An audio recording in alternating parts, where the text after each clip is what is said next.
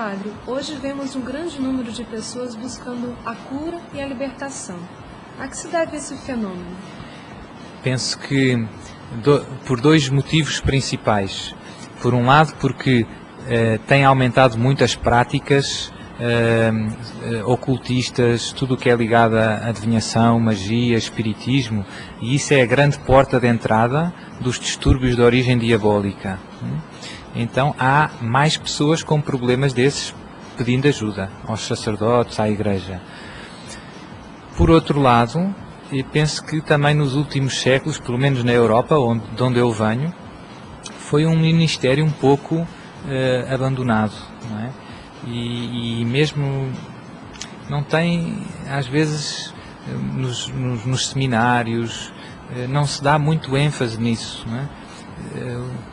Muitas vezes, muitas pessoas, sacerdotes, estão muito preocupados com coisas boas, não é? O anúncio da palavra de Deus, mas não dedicam tempo a receber e a rezar com as pessoas, não é? Muitas vezes dá só aconselhamento, mas não se faz oração. Então as pessoas têm os problemas e precisam de oração, precisam de alguém que reze com elas, não é? E então isso vê-se muito nestes acampamentos, quando há um momento de oração, como o povo vem e porque precisa que rezem preciso que rezem por mim, não é? E não só que digam que vão rezar, eu depois rezo, não é? Que rezem agora, não é? Que rezem agora. E como identificar que uma pessoa está sendo atormentada por uma ação demoníaca ou que está sofrendo um transtorno psíquico? Certo, então aí precisa de fazer um discernimento e é preciso alguma prudência. São vários, na minha experiência, são vários fatores, várias perguntas, não é? E é preciso conjugar tudo, olhar com um quadro de conjunto. Eu começo sempre perguntando às pessoas um pouco pela sua prática religiosa. São pessoas que estão na graça de Deus, que frequentam os sacramentos, que rezam ou não. A grande maioria dos casos são pessoas católicos, têm fé, mas que não praticam a fé, que estão longe dos sacramentos há muitos anos. Depois, toda a área de sintomas estranhos que elas sintam, coisas estranhas, não normais. Por exemplo, dores no corpo que não têm explicação médica, picadas, doenças que também que aparecem e desaparecem. E depois, se as pessoas disserem que sim, que acontece isso, eu pergunto que se já foi ao médico, se já fez exames, qual é que foi o resultado dos exames.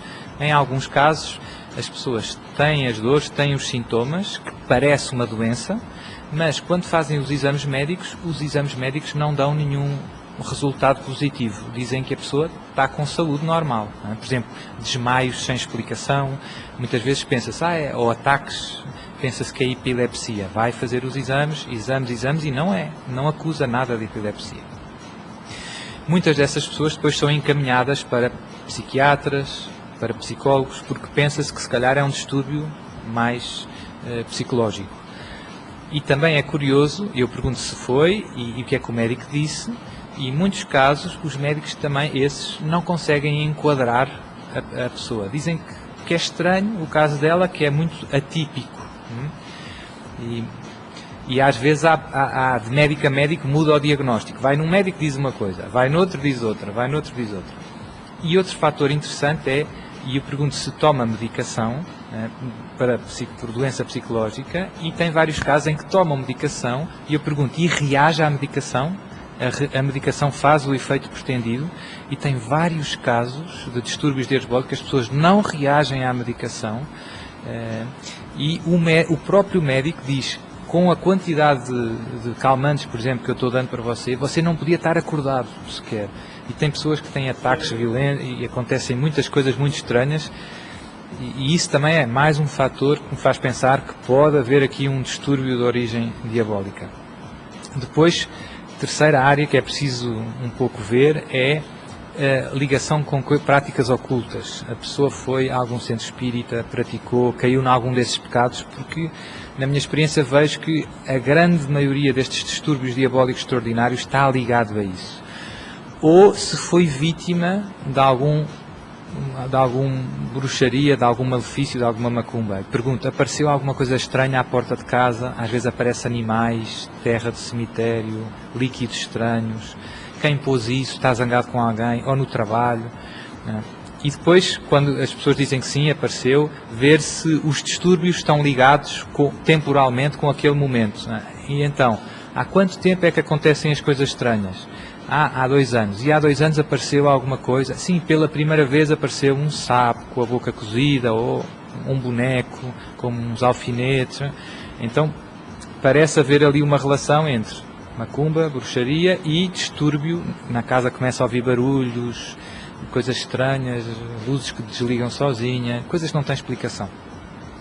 Portanto, já são 3 áreas e muitas vezes isto é cumulativo, acontece um e outro, então a probabilidade de ser espiritual é altíssima. E a última área, e eu penso que é a mais importante, é reação às coisas sagradas. Pessoas que têm distúrbio, que são atacadas pelo demónio, sempre reagem muito em contacto com as coisas sagradas. Por exemplo, vai no cemitério, sente-se mal, vai na igreja, sente-se mal, começa a Santa Missa, sente-se muito mal. O que é sentir mal? Começa a rotar compulsivamente, bocejar compulsivamente, desmaia, entra em transe. Tem muito género de reações às coisas sagradas. Às vezes até com o terço. Começa rezando o terço e as pessoas reagem. Pronto. Tem várias pessoas que me dizem, sim, padre, eu nem vou à missa por isso, porque quando entro na igreja começo logo com dores de cabeça, sinto muito mal, ataques estranhos, tenho que sair. Se sair da igreja fico bem. Se sai, no momento em que sai, sente-se bem. Se entrar, sente-se mal. Isso, conjugado com os outros fatores que eu dizia, ajuda-nos a fazer a chegar a uma certeza moral, diz-se tecnicamente, a ter razões sérias. E antes de eu rezar, eu digo às pessoas, olha, o distúrbio que tem é de origem diabólica. E começamos rezando uma oração de libertação e manifesta-se a presença diabólica. Porquê? Porque o demónio, quando invocamos Deus, sente-se muito mal. O demónio, Deus é tão santo, a presença de Deus incomoda o demónio. E quando pedimos a Deus concretamente para libertar a pessoa, Deus, com todo o gosto, vem e nos ajuda. E pronto, e depois confirma-se com a oração de libertação o diagnóstico que se fez primeiro conversando com a pessoa. Há casos insolúveis, ou seja, aqueles que pessoas não são totalmente libertas dos ataques demoníacos? Sim, cada caso é um pouco como as doenças, os casos evoluem com ritmos diferentes. Tem casos muito graves que em poucos meses se resolvem, com poucos exorcismos. Tem casos leves que parece que se arrastam anos e anos uma vida. A pergunta mais difícil de responder é: quais é que são os fatores que condicionam a libertação completa desta pessoa? Há um que é muito importante, eu tenho visto em vários casos, que é, no fundo, a sinceridade da sua conversão. Se a pessoa verdadeiramente acredita em Deus e se arrependeu e mudou de vida. Porque há coisas que às vezes as pessoas fazem porque o padre pediu. Confessar, ir na missa, rezar o terço. Mas você pode fazer isso, mas não, dentro do seu coração, verdadeiramente não abraçou o Senhor. Não acredita. Não pôs Jesus no centro da sua vida. Não deixou Jesus verdadeiramente tomar posse da sua vida. Está fazendo porque está sofrendo. Mas, então, se a conversão não é sincera, tudo fica mais difícil. Mesmo que faça muitas coisas santas. Mas, se não é sincero. Segundo fator, tem às vezes algum vício, algum pecado, que não está largando. Você até acredita em Jesus, mas, infelizmente, tem alguma prática, e sobretudo se for alguma prática ligada ao ocultismo. Continua lendo, não sei, vai no adivinho, lê a carta astral, assim, usa um amuleto para dar sorte que recebeu não sei aonde, vai na missa, confessa, reza, mas não largou. E por causa desses pecados e dessas coisas, o demónio tem aquela arma presa. Então é muito importante cortar mesmo. Eu pergunto muitas vezes às pessoas se veja o problema dos amuletos, se não tem nenhum objeto lá em sua casa, alguém lhe tenha oferecido, ou que tenha para dar sorte, e destruir isso. E às vezes aparece, às vezes há casos que eu já acompanho há uns meses, e depois volto a perguntar, e volta a aparecer qualquer coisa, e era aquilo que estava a condicionar o resto da libertação. Terceira a possibilidade, às vezes é um membro da família Não é a própria pessoa que está recebendo os exorcismos, mas alguém próximo, marido, filho, que está alimentando uma vida de pecado ou um certo pacto com o demónio, e então estamos muito ligados espiritualmente, sobretudo no casamento, nos laços de sangue, e isso é difícil, não é? E então é importante, e Deus às vezes permite não a libertação completa da pessoa, enquanto aquela outra não se arrepender e não mudar de vida. Ainda há mais, às vezes, agora esqueci-me. Pronto. E a última, que é a mais misteriosa, mas é real, não é? É Deus às vezes permite isso para a nossa santificação, para a salvação das almas. Não é? Isso aplica-se também às doenças do corpo, não é? Eu ajudo a ser atacado pelo demónio, não é um pecado meu. Não é? E eu posso ir para o céu direitinho, sem passar pelo purgatório. Você pode viver na graça de Deus e ser atacado pelo demónio de uma maneira extraordinária. Aconteceu na vida de alguns santos. Padre Pio, Cura d'Ars, Santa Gema, Galgani, foram Alexandrina, Beata Alexandrina de Portugal, foram atacados do demónio de maneira violenta. Não é? Isso só fez crescer os méritos dele e o amor a Deus e ao próximo. E deu serviço daqueles sofrimentos para abençoar muitas almas. Não é? É um pouco como uma doença, ter um câncer. Podemos pedir a Deus a cura, podemos e devemos, mas Deus tantas vezes serve disso para regar o mundo com mais graças, para resgatar mais almas. Não é? E, portanto, ajudar as pessoas a perceber que pode ser esse o plano de Deus para a sua alma. Pode ser o plano de Deus desse para a sua alma. E não se revoltar com a vontade de Deus. Não é? Nestes casos, normalmente, em que as coisas não se resolvem, os distúrbios ficam sempre muito leves. Quer dizer, nunca são nada de muito dramático, digamos assim. Os exorcismos, há casos em que os exorcismos reduzem quase tudo e depois há ali uma parte em que parece que já não evolui mais. E pode ser esse o caso, que Deus permite aquilo para a santificação da alma dele e para alcançar graças para muita gente. Pronto, estes são os... Mas há casos misteriosos em que você, de facto, não sabe qual destas é a causa, não é? Se é alguém da família, se é que tem um amuleto, se é Deus que permite. Pronto. Por que algumas pessoas são alvo de possessões do maligno e outras não? E como devemos nos proteger? Pronto, então, a proteção é viver na graça de Deus. Não é? Viver unido a Jesus. Quem está unido a Jesus, o demónio não consegue destruir, digamos assim. Tem um exemplo muito forte que eu vi recentemente, um testemunho de um ex-satânico, que muito envolvido numa seita satânica, chegou quase a ser o sacerdote negro, que ele contou que houve um momento, o demónio dava grande poder para ele, e ele com a bruxaria conseguia muita coisa. E depois houve uma vez que se apaixonou por uma moça, que chegou lá no bairro dele, e começou fazendo as bruxarias como fazem sempre, né? Sacrifícios de animais e etc. E ele ficou impressionado porque com aquela moça não funcionava nada. Não, pela primeira vez na vida, para ele, os ritos satânicos que ele fazia não conseguia fazer nada naquela pessoa. Ela continuava igual, não conseguiu nada. Foram ver o que é que era. Era uma grande católica. Rezava ao terço de manhã, ia à missa todos os dias, ficava no primeiro banco, comungava e rezava outro terço à noite. Né? E depois a vida dele, a conversão dele está ligada com essa moça, porque ele começou-se a aproximar e ela começou a rezar por ele. E quando começou a rezar por ele, ele começou perdendo os poderes. Né? E sentia-se muito mal na missa, etc. Mas Deus depois resgatou-o e ele agora dá um testemunho muito bonito, conta muita coisa triste que acontece no nosso mundo. E aí vemos como quem vive na graça de Deus não tem que ter medo nenhum do demónio. E Jesus repetiu tantas vezes o não tenhais medo. Não é? O cristão, na graça de Deus, não tem medo. Não é? E é ao contrário, a gente vê quando nós rezamos um Pai Nosso, não é? Como o demónio reage, como o demónio não suporta. Não é? Um cristão na graça de Deus Deus está presente. Deus está presente. E porquê é que vêm as possessões diabólicas e ataques? Sobretudo por causa dos pecados de adivinhação e de magia. Ou cultos satânicos e idolatrias.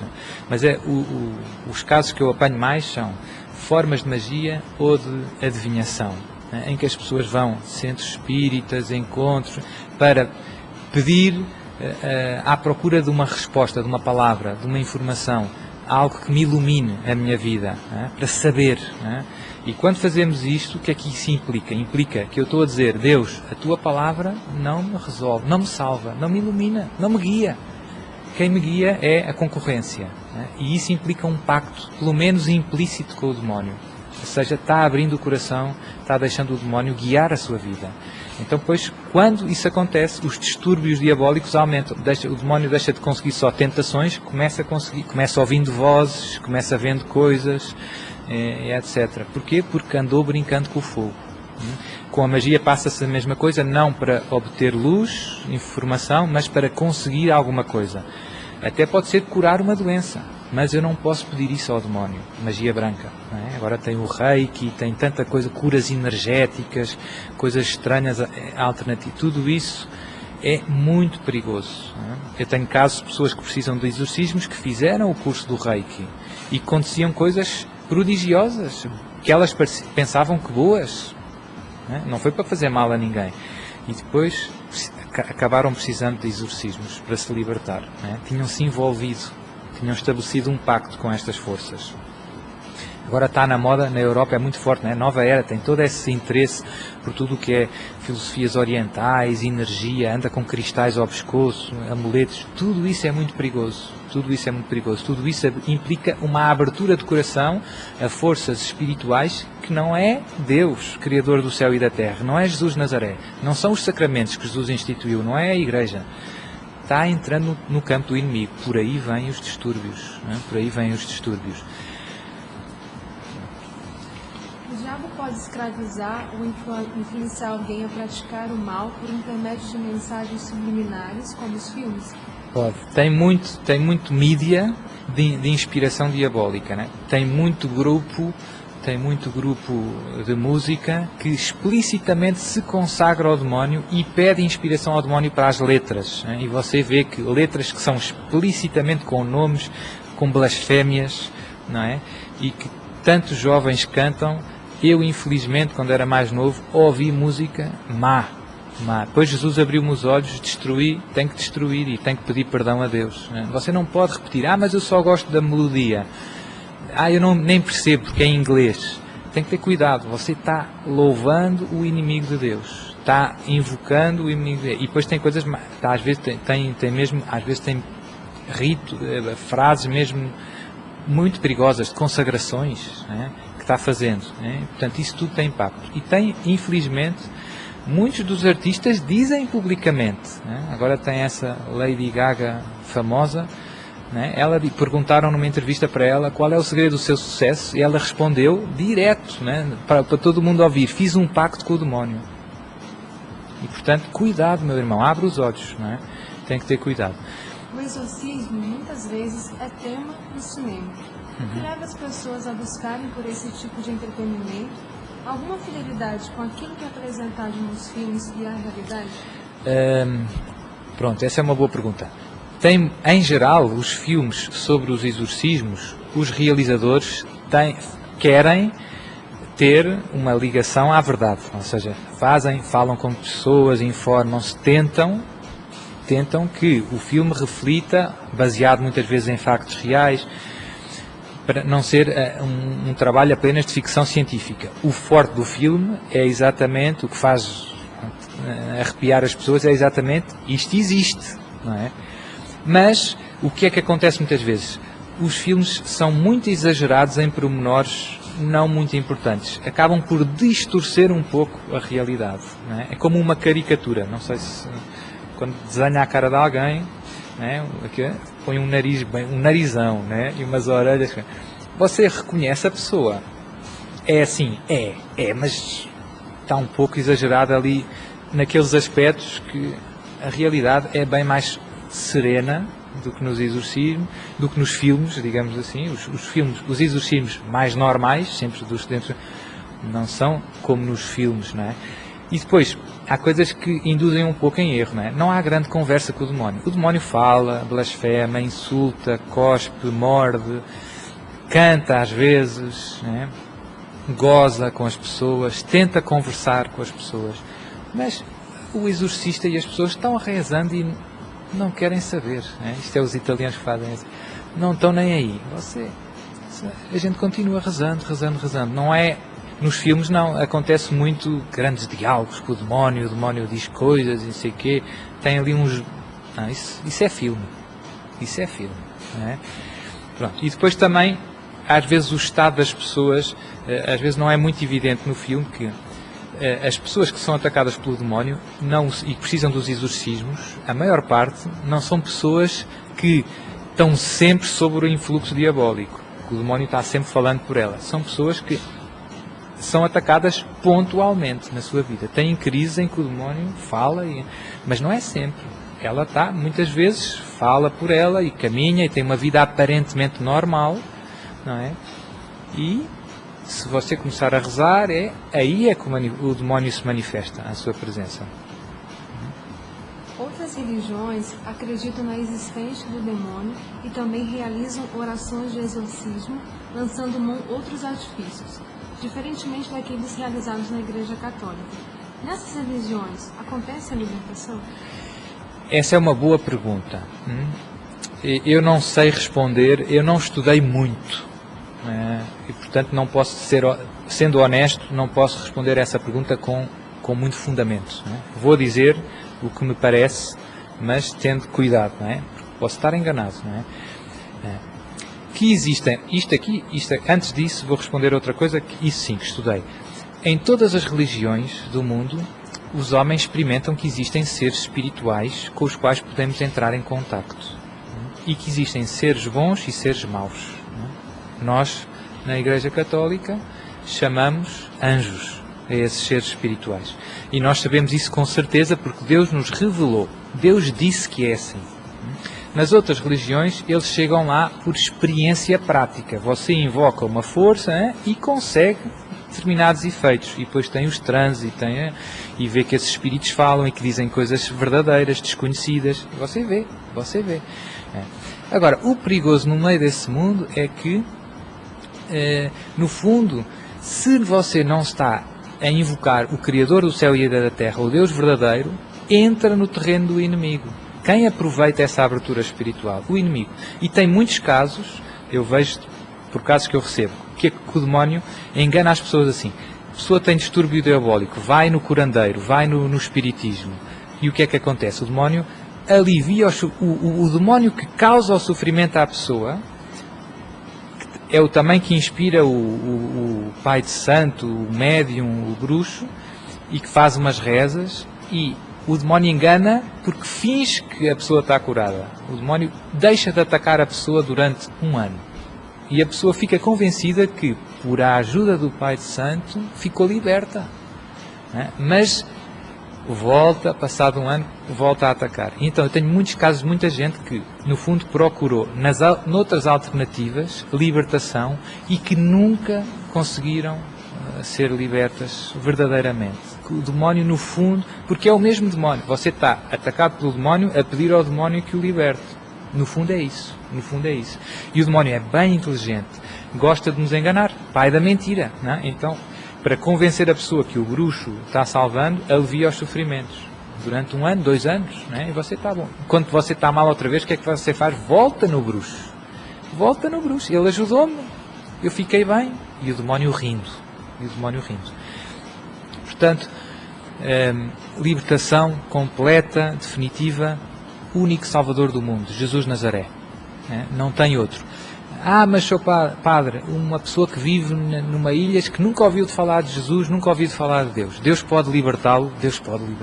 Obviamente, se ele confiar em Deus, verdadeiramente, no Deus único e verdadeiro, que criou o céu e a terra, Deus pode libertá-lo. Pode.